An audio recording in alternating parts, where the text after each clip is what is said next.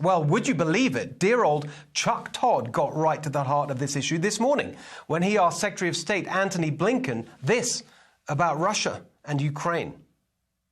Let me ask this question.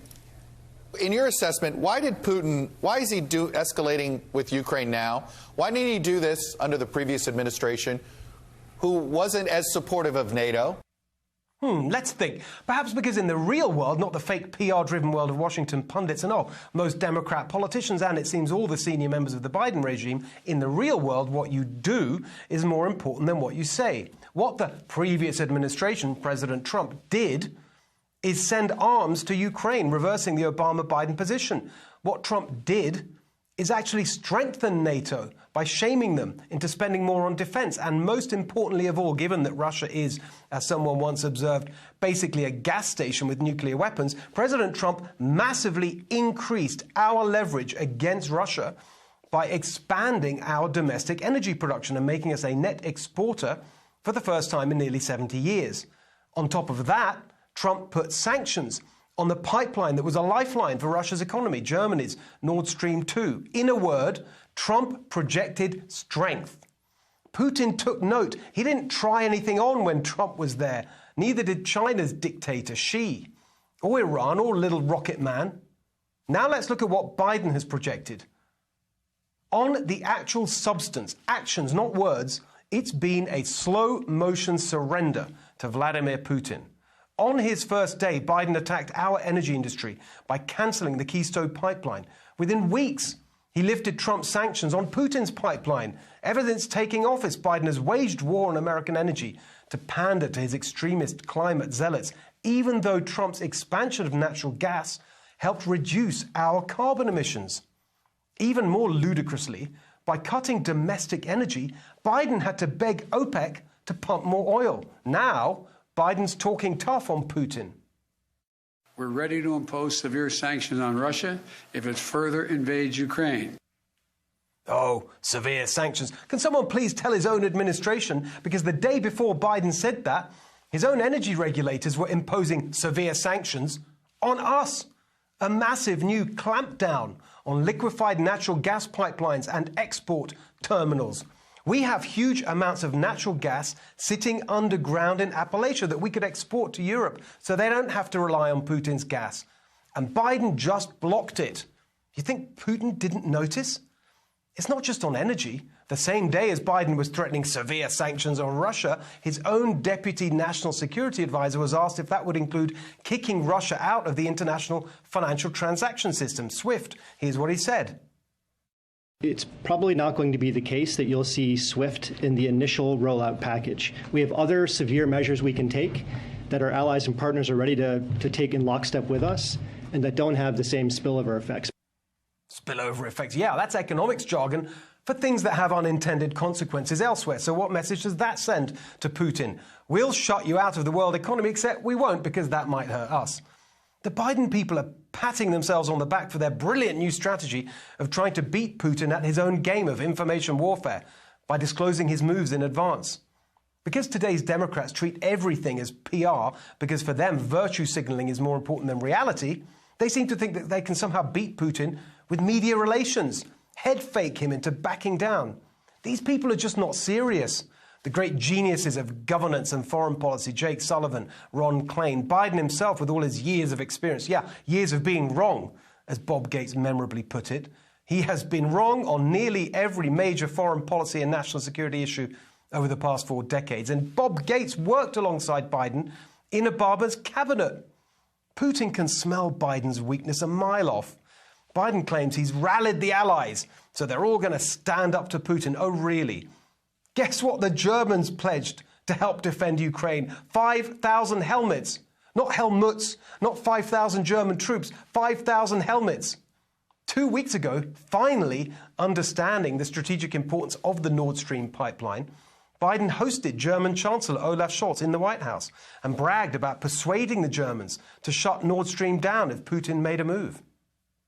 If Russia invades, that means tanks or troops crossing the border of Ukraine again. Then there will be no longer on Nord Stream 2. We will bring an end to it. The notion that Nord Stream 2 would go forward with an invasion by the Russians is just not going to happen. Oh, he's really struggling there. But at that exact same press conference, standing next to Biden, Scholz refused to even say the words Nord Stream. He was asked directly, repeatedly, and he wouldn't say it. Great job there, Joe, rallying the allies. And by the way, let's just recall that a certain president raised the Nord Stream issue years ago. So we're supposed to protect you against Russia, but they're paying billions of dollars to Russia, and I think that's very inappropriate. And the former chancellor of Germany is the head of the pipeline company that's supplying the gas. Ultimately, Germany will have almost 70% of their country controlled by Russia with natural gas. So you tell me, is that appropriate? I mean, I've been complaining about this from the time I got in. It should have never been allowed to have happened. Exactly. Now, Biden and all the establishment geniuses want to shut down Nord Stream, they say. But when Trump said it, it was all, oh my God, how embarrassing, how undiplomatic, what a joke they all are. Putin can see they're a joke. He can see how Biden has made America weaker. Not just the self-sabotage on energy, but weakening our defenses, cutting our military, the humiliating surrender to the Taliban, and our catastrophic bungled exit from Afghanistan. None of this helps America. It hurts America. And here's what else hurts America. The idea that random dictators can just invade countries on a whim, or to seize resources, or because of some twisted historical obsession, as we're seeing with Putin in Ukraine and Xi Jinping with Taiwan. That is not a world we should want to live in. It does matter that countries play by the rules of civilized society. People look to America to uphold the values of freedom and opportunity and self-determination. That's why so many people admire and love America. And as a new citizen, I can testify to that personally. As you know, my parents fled from communism in Hungary, but most of the family stayed behind. When I was a kid, I heard this phrase all the time to describe a horde of people. Jönnek mint az oroszok. It means they're coming like the Russians. And in 1956, the Russians did come, crushing the People's Revolution in Hungary. The West did nothing, and my family, along with millions of other Hungarians, suffered another 30-odd years of communism. I'm not saying we should go and get bogged down in yet another war. Of course not. But the choice is not between sending Americans to die in some distant land, while our own land is under threat, moreover, and doing nothing. There's another way, a better way, and guess who figured it out? Yes, the person that the foreign policy geniuses who got us into the endless wars dismiss as an incompetent maniac. Trump was the first president in decades not to get America involved in a new war. Like Reagan, he understood the idea of peace through strength. And like Reagan, he understood that a strong country, a strong military, is built on a strong economy. Watch this from a conversation I had with President Trump in 2019. I want to invade if I have to economically. We've created a much stronger country economically than when I took it over. We have tremendous power economically. If I can solve things economically, that's the way I want it. America first does not mean America alone, and it does not mean America stays at home. It means America leads.